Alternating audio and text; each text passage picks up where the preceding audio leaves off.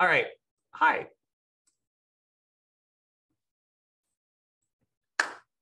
So our organization, we have 35 member programs across the state. And so we are in every county.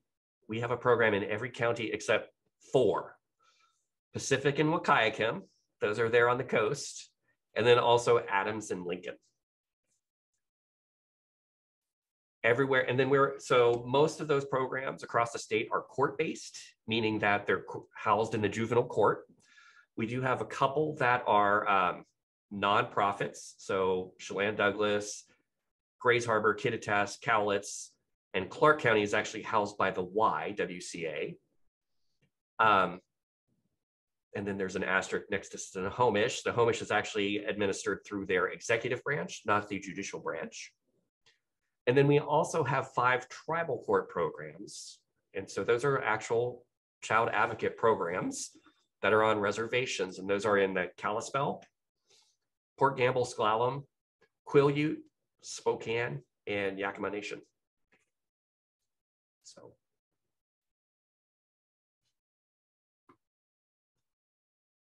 And if any of you have a question along the way, jump in there. Ashley, why don't you let folks know where you're from? So I am from Klickitat and Skamania counties. Our county of Klickitat just recently took on a contract to assist Skamania County program to develop their program. I've been board chair. How long has it been, Ryan? 2017? Yeah, I was going to say 4 years. Yeah, I think it's been 2017, and I've enjoyed it, and yeah. We will soldier on. So our organization was founded in 1988. The first employee was in 1992.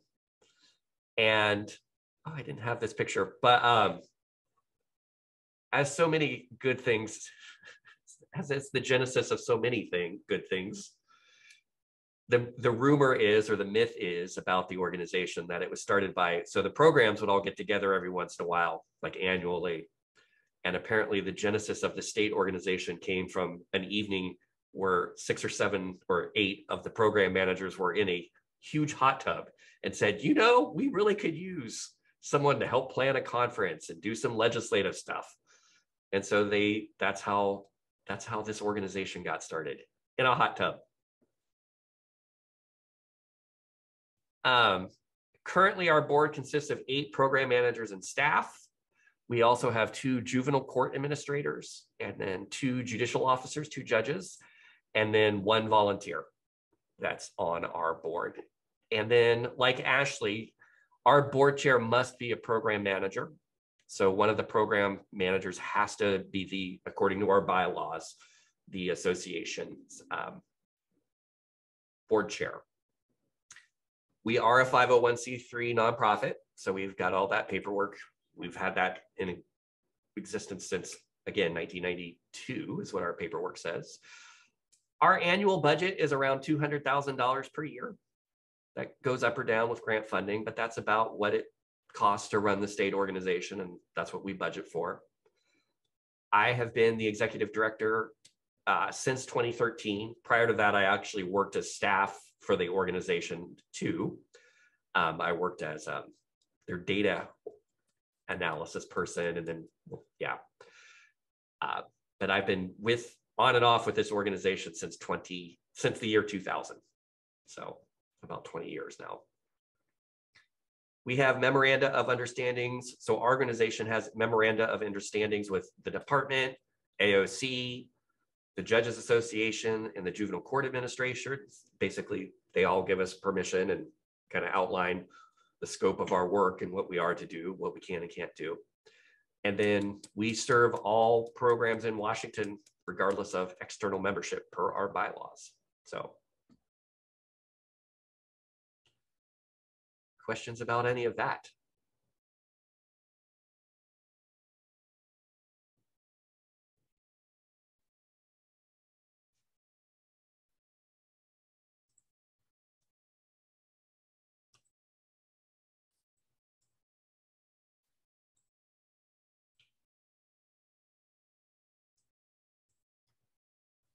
right, I'll keep soldiering on.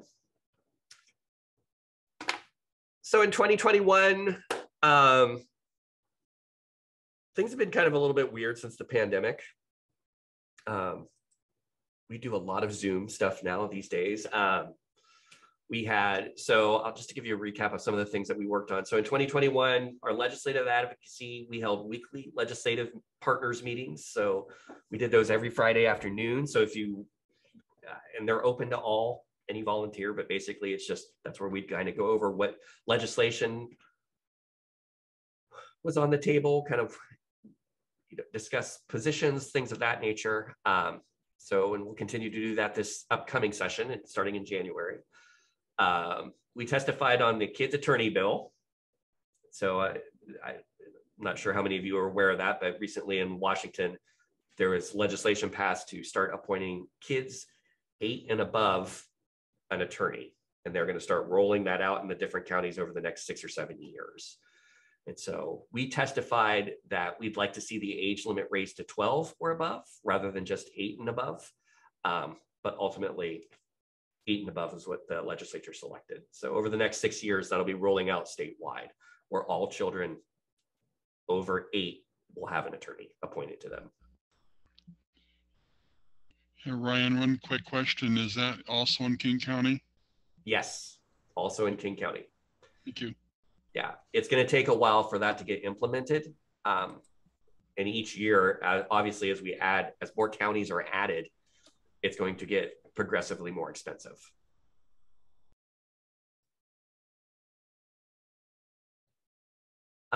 We also tested bill on House Bill 1194. That's the visitation bill.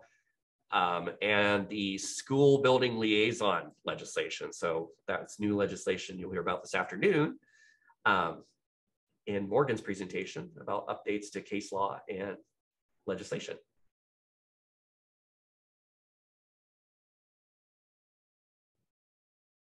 We've also did the Days of Data survey. So thank you for any of you that may have completed those. We do those every year, or we do them twice a year, once at the end of March and once at the end of September. Our spring one is a little bit delayed. The report was a little bit delayed. Our organization, actually our contractor that does those reports, she had some significant family stuff that happened this summer. So, and we're not her only client. So she was having to catch up with a lot of other things, but hopefully we can get those up by the end of the year. She apologized. She just said it was just too much and she just couldn't get to it. So, but we had about 800 responses between the two. Always like to see more, but that is one of the ways that those days of data are one of the ways that we prove our effectiveness, not just the fact that we appoint you to cases, but like actually what happens when you are appointed to a case, and kind of that bigger picture of what does it mean for a child to have a child advocate. It's one of the ways that we measure outcomes for kids, not outputs.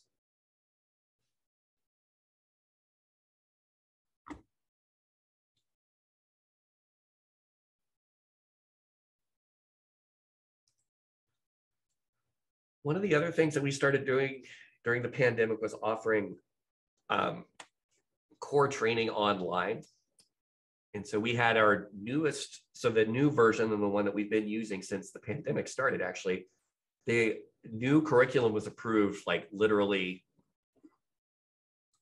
the week right before everything shut down. Like we had just gotten word, and then we had to shut everything down. So then what ended up happening is all the programs are like, you can't expect me to do a new training, facilitate a new training and figure out Zoom at the same time to do that training for my volunteers. So we offered to start doing those trainings statewide. So we did our first one in May. And we had about 75 people do that first one in May. So they became statewide trainings essentially. And so one of the benefits of having these on statewide is that everyone gets to hear how everyone else does things. We've got staff from different counties coming in and talking and offering help with the programs or with the training. So they've been really successful. We've trained over 500 new advocates during the past 2 years. Yeah, and our next one starts January 10th. And will those remain quarterly? Yeah, and we're going to continue doing those quarterly for the foreseeable future. Yep. So we'll do one January 10th, the next after that, April 4th, July 11th, and then September 19th. Is it suggested or recommended that current advocates can attend that to get like a refresher or hear new information? No, you cannot attend. Okay, I'm just curious. It's what we find, or what I've found in doing those is that it's a different audience, right? And I think we need to develop something like a refresher training course, but it would look significantly different, not significantly, but like in the terms of the way it's structured and presented, the material. I think folks that have been doing this for a while kind of have their own things that they want to discuss and bring to the table that aren't necessarily conducive for the new folks. Like there's something you get experience, right? And so I want to honor that experience rather than just kind of fill your heads with empty or with knowledge. So because your heads are already full, it's a matter of what do I do with this experience piece. Well, and I think that raises a good point too. It just kind of highlights the importance of these types of trainings and the in-service training and continuing education, I guess, that could build on that. And just to tell you what you may or may not be missing, but like, so our curriculum, so this is an actually Washington State specific one. We focus heavily on reunification, kind of making that the emphasis of what it is that, especially during that first year of the case, kind of that's where the whole system needs to be oriented towards. We have a parent ally that comes and speaks during the first second day, actually, of the online training. We incorporate the GALRs, the new safety framework, family time guidelines, and then the DV training. And initially, we were going to have local DV shelters provide that training. They do an excellent thing called In Her Shoes. They've actually presented at past conferences. But when COVID hit, their availability to do that training was kind of, I don't want to say inconsistent, but they were not able to offer that during that time. So we just ended up doing our own. It includes our 30-day checklist and our best interest decision-making guide. It's trauma-informed, adult learning centered, and developed with program staff from across the state. And that, like we said before, was edited and reviewed by AOC staff prior to its approval.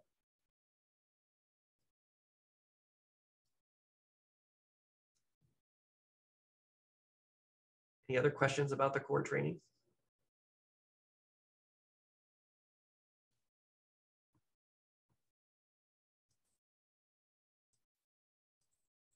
If you're camera shy, feel free to write stuff in chat too.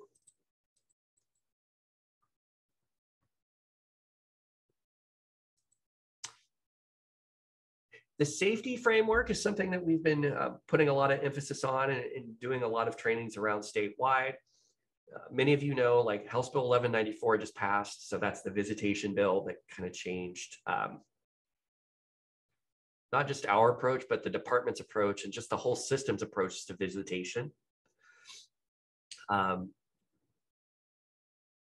it kind of opened the door too. So this coincided, so this passage of the 1194 coincided with the court and DCYF. So every 4 years, DCYF has a federal review by DCYF staff at the federal level.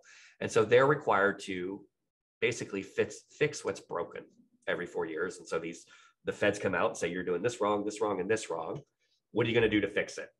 Or how can we make this better? And so that every 4 years, the department's required to file what's called a program improvement plan. And just so you know, there is yet to be a state that has passed any of those federal reviews. It's actually kind of a joke. The child welfare system, even with the department, is so underfunded compared to what the outcomes or what the expectations are from the feds that it would be impossible to pass. So yeah. So part of our plan included this notion that we needed to do a better job of assessing safety and using that as a better way to make case determinations. So that's both on the courts. So the court and the department both kind of filed this PIP plan. It's called the PIP. And included in that was this notion that the safety framework. So I've been part of a statewide group that has been doing these safety framework trainings across the state. I've also been doing my own separately just for child advocate programs or CASA programs. And I've done 10 of those, but then some of you also probably got an invitation, like we've got one coming up in Pierce County on Wednesday. They're doing their big systems piece. And then we've got Grace Harbors coming up. I think we're going to do one in Skagit. Chelan Douglas, there's a couple of other places that will be doing those too. But if you're not on that list or haven't heard anything about it, I'm always happy to go and do a safety framework training for you all as well and kind of explain what that looks like and kind of how we can use that in conjunction with House Bill 1194, the visitation stuff. Ryan. Yes. I kind of stalked the courtrooms on Zoom to watch them and that to try to get hints and ideas. And I took the big training we just did last week, I think it was, or earlier this week. But it was interesting because the commissioner asked, what's the specific threat to the not being supervised visits? And nobody could explain what the specific threat was. They just knew it was harmful to the kids. And it was strange to watch the GAL, the CASAs, the social workers all try to define why the visit should remain supervised. And that versus reducing down to monitored or unsupervised. So it really fit into all the training you guys just did. Interesting.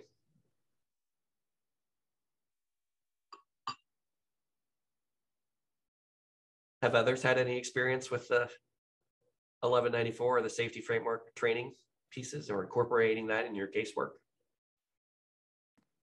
Hey Ryan, that's Adrian. We had something weird come up where we were talking about monitored, and one of the things that they had said was they couldn't really define the difference between supervised and monitored, because monitored is basically, they're like, so they're still sitting there, they're just 5 feet away from us. So that was kind of interesting. Yeah, I'm happy to pass along what the department determines as their definition. Supervised means line of sight, constant. Monitored means around and available, but not necessarily having constant line of sight and sound supervision.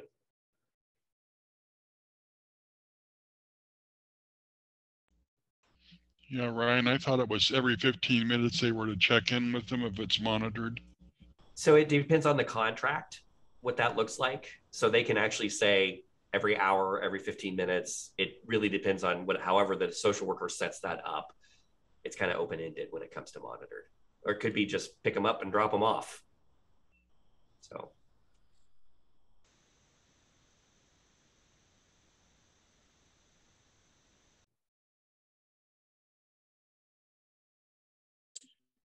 Ryan, could you help explain what the contract, what does that mean? Is that like per program, or is monitoring, is that just defined as what the judges in a particular affected program believe monitoring should be, or is that a DCYF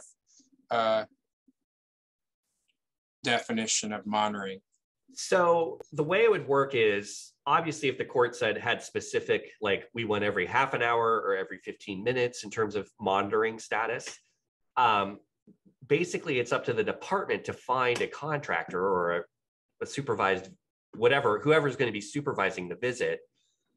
They'll put that out there and try to see if anyone will pick up that contract for that specific monitoring situation.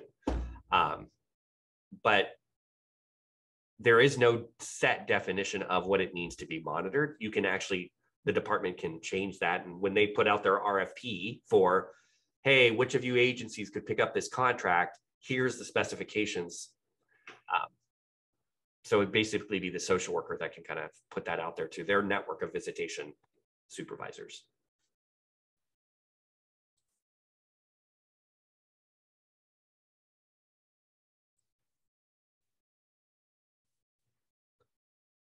And if I may, Brian, I think that could also be case by case basis. And if guardian ad litems or volunteers have any questions, they can talk to their supervisor.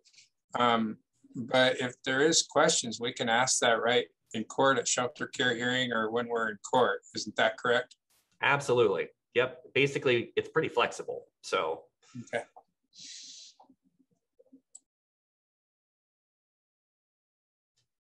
So for those of you that may have cases or a situation, I always hesitate to say cases, but so next Thursday, we're actually doing another one of these lunch things called Is It Safe? But what we're hoping is that you guys can bring examples or things that, you know, talking about things that may have happened or could potentially happen, situations, not names, right? But where you can talk about, you know, here's the parameters, how do we make this safe, or is this safe using this safety framework? And so it'll be myself, one of the parents' attorneys, and then also Kelly Warner King from the Administrative Office of the Courts to kind of help basically brainstorm and talk about ways that we could use the safety framework and thinking about it in terms of basically to help you with your case issues that you may have come across.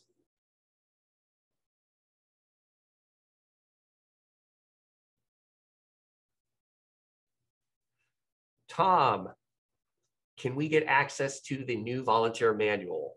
I will be putting that up online soon. I've been meaning to do it for a while. It's just between doing session conferences and trainings and things like that, I have not had time. That's one thing I forgot to add when we're talking about Washington State CASA, the Washington Association of Child Advocate Programs. We have one staff person, and that's me. So, and I have big ideas, but I don't always have the time to put them into place. And keeping our website updated and Facebook stuff and social media, I don't do a very good job with that. So that's okay. I knew that. I just wanted to toss it out there. So eventually it'll show up somewhere. Yeah, I hope my plan is by the end of the year. I don't have any more training scheduled between now and the end of the year. I also want to include a lot of the resources that are in the manual. And so basically have a library of stuff that you guys can actually access and see. I bought the software, it's ready to go. I just need about a day or two to upload everything. Okay, well, at the expense of putting my foot in it, I guess I should point out that I worked IT for Pierce County for 23 years. So if you need that kind of help, let me know. I remember that, Tom. I remember that about you. It's good to see you. Thank you. I appreciate the offer. I just need time. Yeah, that I can't give you, even though I'm retired. And finding all the documents that are screwed across my desktop to make sure that they all get there. So I do have one question. I guess we'll see it after the day of data. But I'm just curious in general. Are we seeing more or less dependencies across the state over the last year or so? So actually, that was something I had that. So a couple of things. Yes, in 2020, the dependencies were down statewide. We typically averaged about around 4,000 statewide each year. Last year, we saw that dip down to 3,200. On the other hand, we also have the department who's saying, you know, we're putting a lot more resources up front so that we don't have to do dependency filings for every single case that comes in.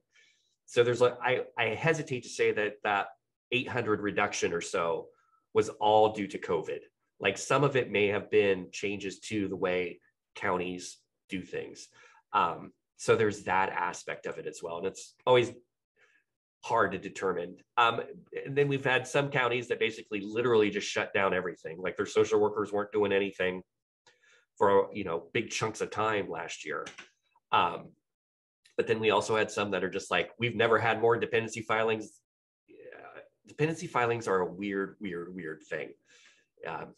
it's hard to, even before the pandemic, we were always averaging around 4,000, 4,500 per year statewide for 20 years. It was the most insane thing that I had ever seen, because literally King County would drop down by 100, but then the rest of the state would somehow find a way to rise it back up to that. You would think over time that 4,500 number would fluctuate, as did the counties fluctuated. It never did. It's like we had that water level that was 4,500 or 4,500, and we just stuck to that.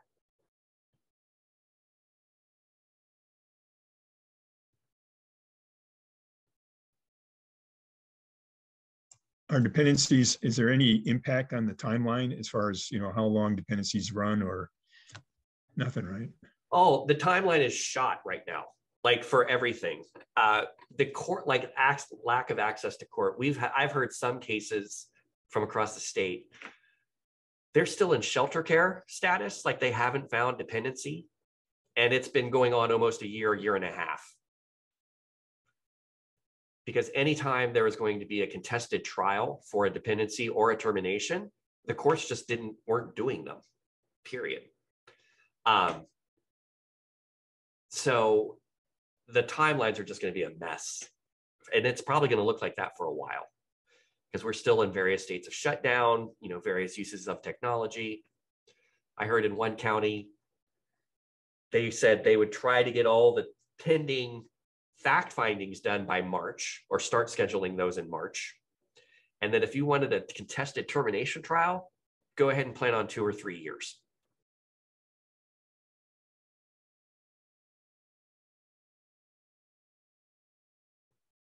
It's kind of a mess.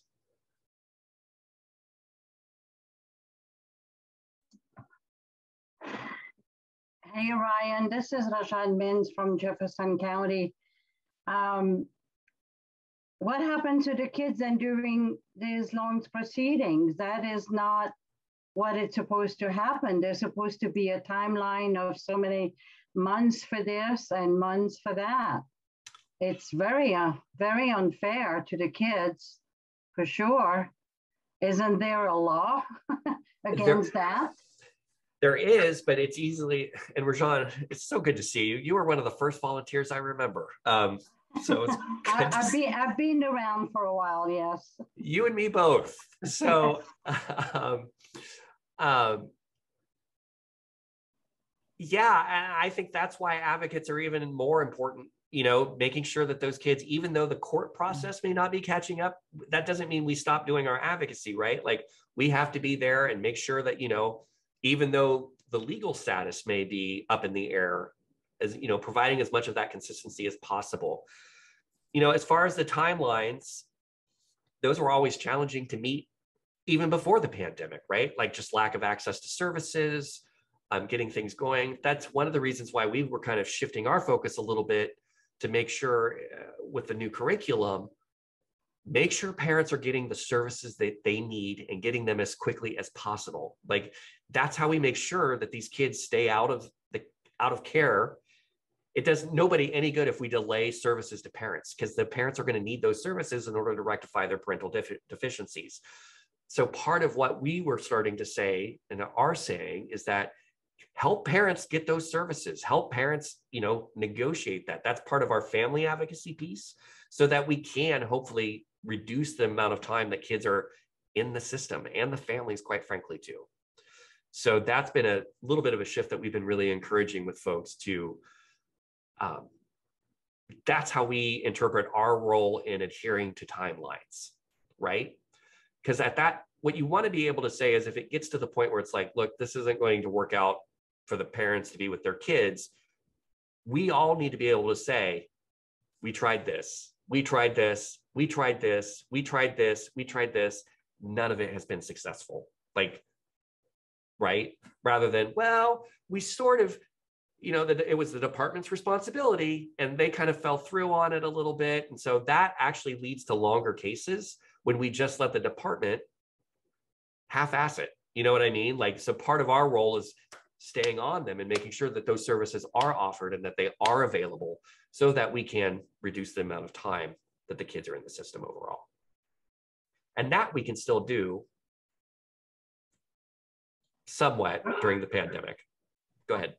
Yeah, we can. Yeah, thanks. I'm kind of caught in the middle here in one of my case that's what it is. Social worker has been on and off type of thing, not always there because of being on a paternity leave. And then the departments are very, very tight in workers, not that many people around. So I think the role of the GL is changing to a certain extent that way, because we need to push the parents, really push the parents to get the services that they need, but also help them to maybe stay focused on doing them, because I don't like to have little kiddos in limbo. Exactly. Too long. So, okay, then I'm doing the right thing then, I guess. Thanks. Thanks, Rashawn.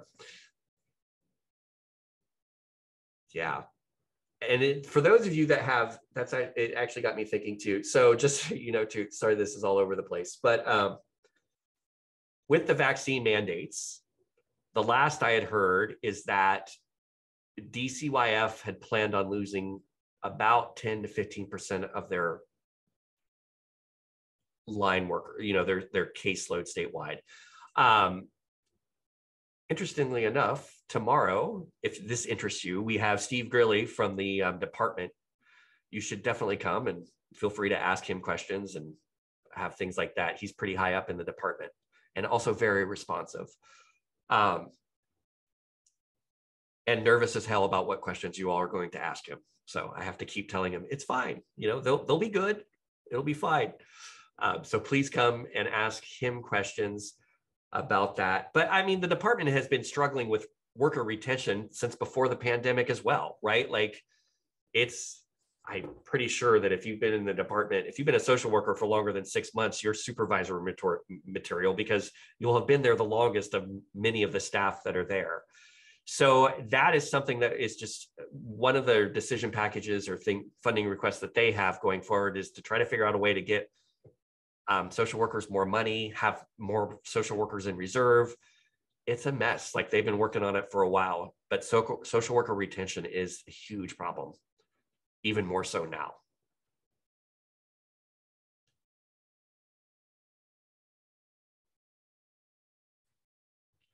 All right, a couple more of these slides. So some of the other ways that we help programs, we're finally able to tap into this source called VOCA, Victim of Crime Funding. It's a federal source that comes through our state. And for the past couple of years, we've been successful in getting some of the local programs these funds. Right now, we have about 8 or 9 programs that are drawing down these funds. It's not much. It's like $75,000 a year max. A lot of the programs are using those for training. Some of them are using them for staff. They are, I'll just be honest. And so I have one as well for technical assistance. The paperwork that goes along with these grants is a huge pain in the ass. And it's not much for a lot. It's a lot of work for very little money. So some of the programs who have gotten them in the past were like, no, I'm done with this. But some of you may wonder why the programs are so adamant that you return in your volunteer reporting hours. It's because they're getting a VOCA grant and they're required to report on that. And that's one of the ways that they actually get funding reimbursed, is through you guys submitting your volunteer hours. So we're not just asking them a lot of times for them just for our own sake. It's because we do have some funding that's attached to that. And then, of course, they've all said, because it's federal funding, that a lot of that money is going to be going away next year. So even the programs that are currently getting VOCA funding may not get it come next year, because those grants will end. And there was a big blob of money, which is what we were able to tap into a couple of years ago. And now that money is dwindling. So we also help programs with Title IV-E training reimbursements. So programs now can get federal reimbursement. It's usually about 30 cents on the dollar. But not only, so any training they provide or training they receive, they have to fill out a timesheet, and then they get 30 cents on the dollar for every hour that they spend in those trainings. So it's another, we probably got about 8 or 9 or 10 programs that take advantage of that.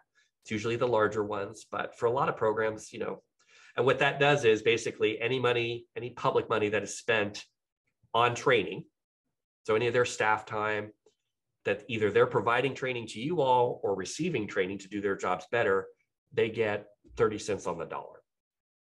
So it's just one of those federal reimbursements that they can get for that.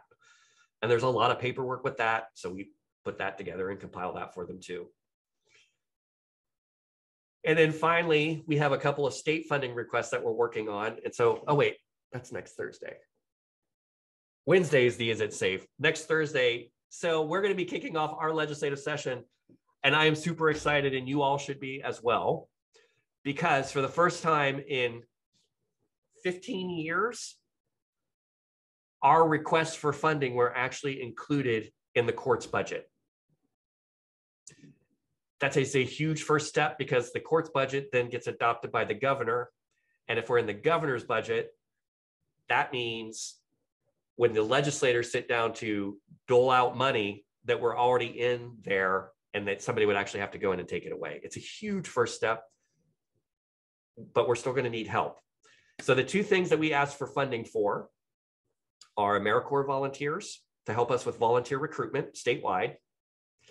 And also, and this is probably more exciting to you, especially you old timers, regional program attorneys. So we want to have 10 attorneys across the state that are going to be able to assist you and your program in your child advocacy work. And I will go into much more detail about what that will look like next Thursday and kind of how you can help.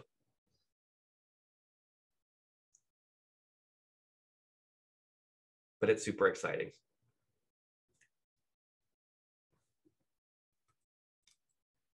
And that is my slideshow. So what other questions do you have about us, the state organization, anything, really?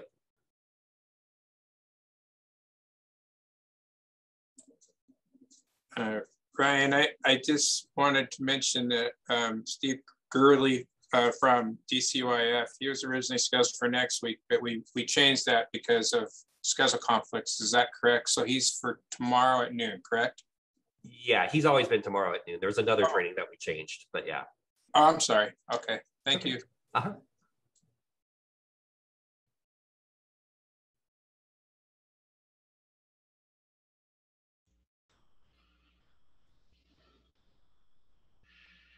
Go ahead, Jimmy.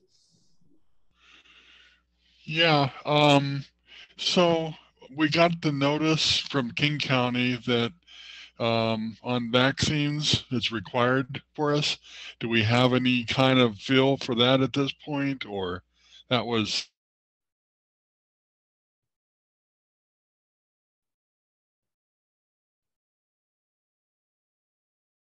You still with us, Jimmy? Oh.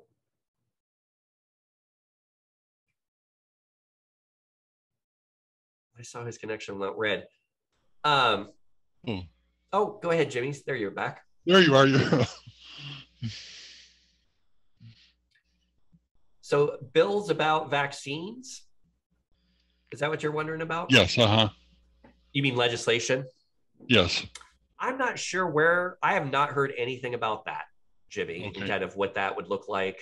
Gosh, I haven't at all.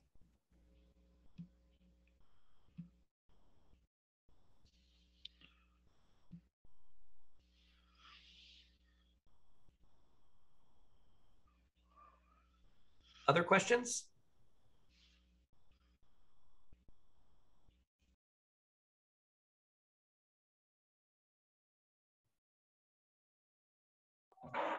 I was just going to say, be aware that a lot of us are losing power throughout the day. I spent part of this morning in my car because that was the only place I could get Wi-Fi. So if you start losing people and that, just be aware that I've already lost it 3 times today. So I appreciate that, Tamara. I came to the office early this morning to set up cloud recording because I was afraid I was going to lose power while I was doing these sessions, and I wanted to make sure we at least had the recordings. So we are recording all of the sessions for that very reason too. So if you miss anything, you will be able to, I'll get those links up. Probably. Okay, thank you. Yeah. You'll be able to catch anything that you missed. Okay, thank you.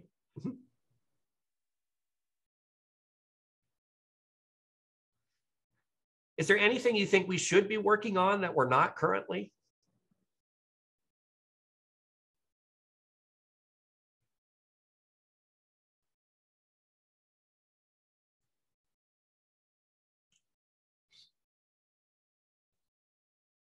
Any areas where you think the state organization? Oh, go ahead. I'm sorry. I was going to say for me and that the new doing visits and stuff is just going to be miserable. I've been in CASA for 20 years now, and just to try to change what's always been done, I guess, to something, because my belief is the kids come into care for a reason. So going immediately almost to unsupervised visits is setting up a nightmare. I understand why, but it's just, they're not removed from the home because mommy's got a spanking problem, and that they're removed from home because there's significant harm and risk issues. And so it's going to be interesting to turn my brain around and to be able to articulate, like in court today, I couldn't have answered that question on any of my cases if the commissioner asked it. I know what needs to be done, but I don't know how to tell him, just do what I say and we'll all be happy. I appreciate, yeah, well, I appreciate that. And I think too, that's why there's a lot of those resources that we've been talking about and handing out worksheets and things like that to kind of help you get into that mindset and kind of help navigate that change and what that looks like. I always tell people, it's not about, or I like to tell people, it's not this new bill didn't say all visits should be unsupervised. It basically said you need to provide evidence as to why they should, right? So it's not this universal thing where it's like, you just basically have to show your work and be able to explain why the visits need to be supervised.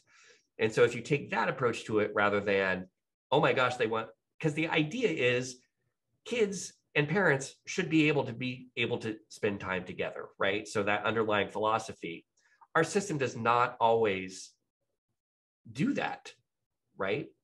And so part of the shift that we're recognizing is that sometimes kids can be safely with their parents for a little bit of time and still not be able to parent them 24/7. And I think that's the shift that a lot of us are having difficulty with, right? And if you've ever been to my training, it's like one of the things I start off with, I have a 16-year-old, right? That 16-year-old, yes, thank you. That 16-year-old could totally be with a child for 2 hours, right? Safely. And even though he has no brothers, he could safely be with a child for 2 hours. He is in no way ready to parent that child 24/7, right? And so thinking about what that transition might look like, even with services, even if he were to take a parenting class, he's still not ready to be the full-time parent of that child. And I think that's the transition that we need to start thinking about when it comes to how do we safely keep these kids and parents together. And sometimes our system is not necessarily structured for that, but it may be something that we need to start spending a little bit more time thinking about.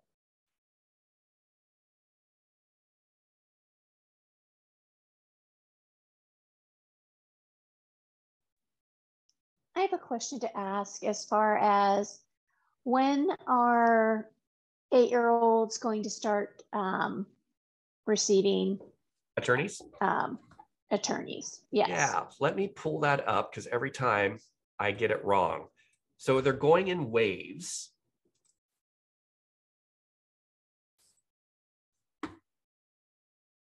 Let's see here.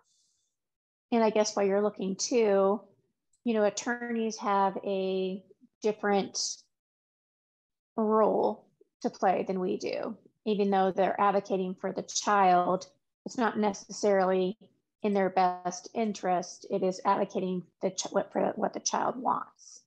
Absolutely. And so, yeah, so this is from our final legislative update. But starting in July of 2022, Yakima, Grant, Lewis, Kittitas, Benton, and Franklin, which is already doing 8 and above, Skamania and Walla Walla is where that's going to roll out first. Okay. And then you can see kind of the rollout structure from there.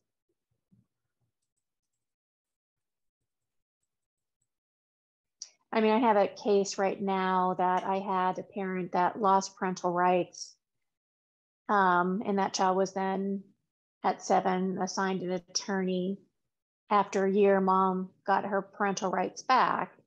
And that particular attorney and I are coming from a very different place in this case because the child had talked about some abuse and then recanted with his lawyer because he wants to be in a certain place. So it has been a battle advocating for him alongside an attorney who is also advocating for him. Yeah, it's best interest versus stated interest, right? And so that's the big Right. distinction there. And that is, quite frankly, Christine, that's the bet. I mean, having both of those so that the court gets both of those perspective, I think is probably the best overall. What I don't want to see happen is stated interests just get the priority over best interest advocacy. But then again, too, it also means that we have to be really good at best interest advocacy, kind of like what you're saying too, so that we can provide, if we need to, provide that best interest perspective right. for the child. Yes. Thank you, Ryan. Uh-huh.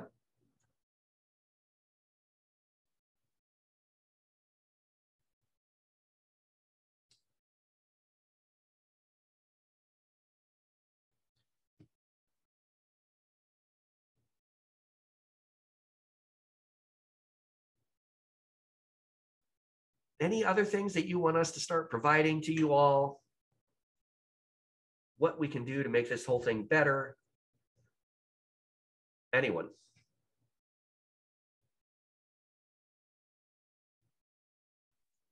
Well, you sort of hit it a little while ago for me, because like I said, I've been here 20 years doing this, and a lot of stuff changes in that 20 years, and I don't always hear about it.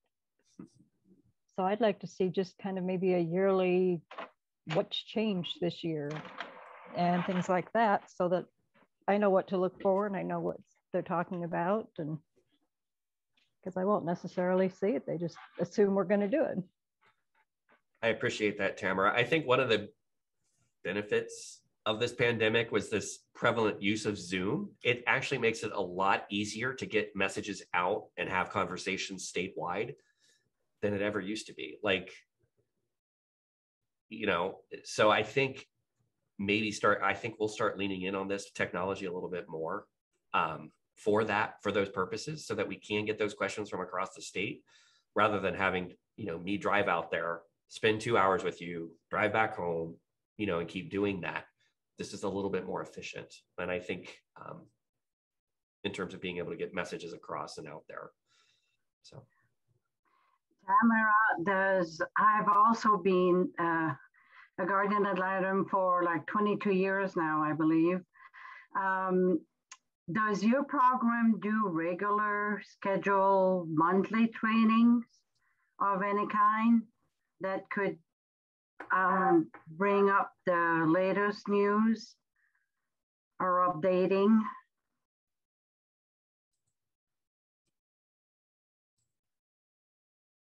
Oh, maybe she lost power. Who knows? I found it helpful that we do in Jefferson County, regular training, and then our program director is very, very good at just giving us the news or the changes also as they come. So that's been helpful.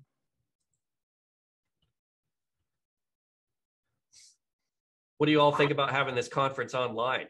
Or would you rather all be in person? Oh, I miss the in-person. I'll be honest. But online is better than not having any. I know. Yeah. I was looking forward to this one in Semiahmoo, yes, for sure. But it's good because these sessions are being recorded. So if we have to pull away, like I have a home visit coming up, and then I can rejoin it too. So, but I know I won't really miss anything because I can go back to it eventually. Yeah. So thank you for that.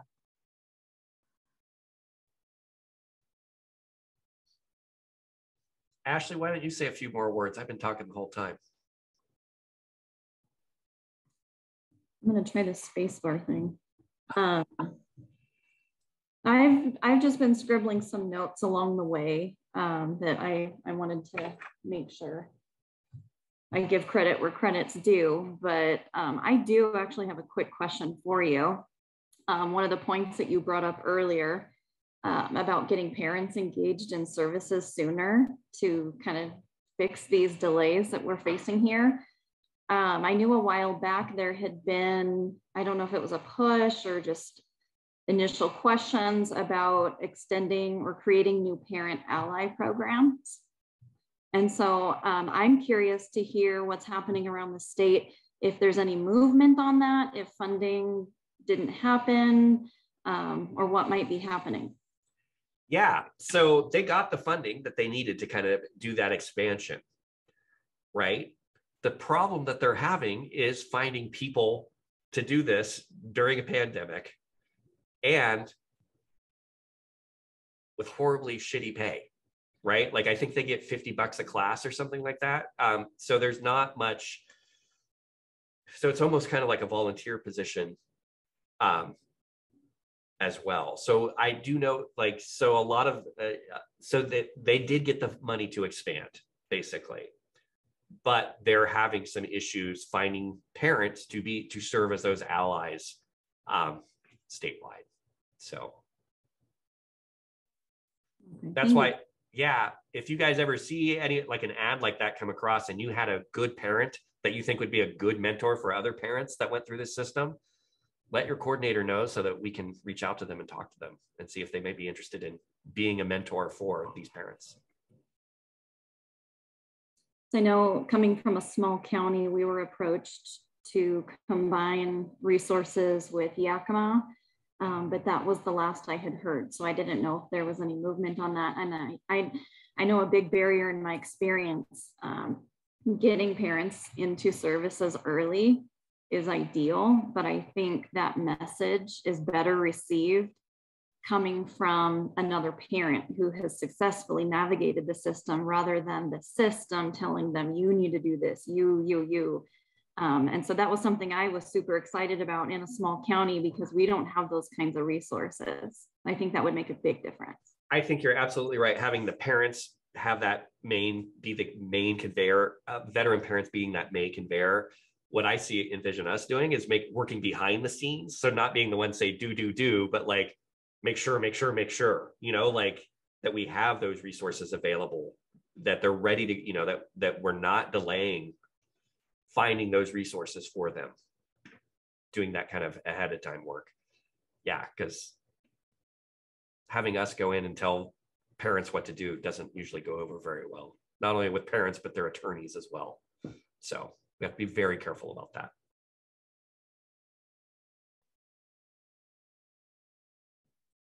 And then before we end, I wanted to thank everyone for signing up for this training for this week and next week. And thank you for spending the lunch hour with us today. As board chair, I do want to extend the invitation. If you ever have questions about the board or anything statewide, please feel free to contact me anytime. I wanted to thank Ryan for putting on this conference. I know it takes time, coordination, patience. So as board chair, program manager, We really appreciate it. And I wanted to thank the presenters as well for their time, putting time aside to come teach us. And overall, I'm just really thankful to have some type of engagement with our network again, even if it's online after being separated for so long. It's nice to see people and to hear people. I agree, Ashley. And with that, we'll go ahead and give you guys a couple minutes, and maybe we'll see you back at 2:30 when we have Morgan, the program attorney, give us the case law and statutory updates for this past year or so. So enjoy. Thanks, everyone. Thank you. Yep, thank you.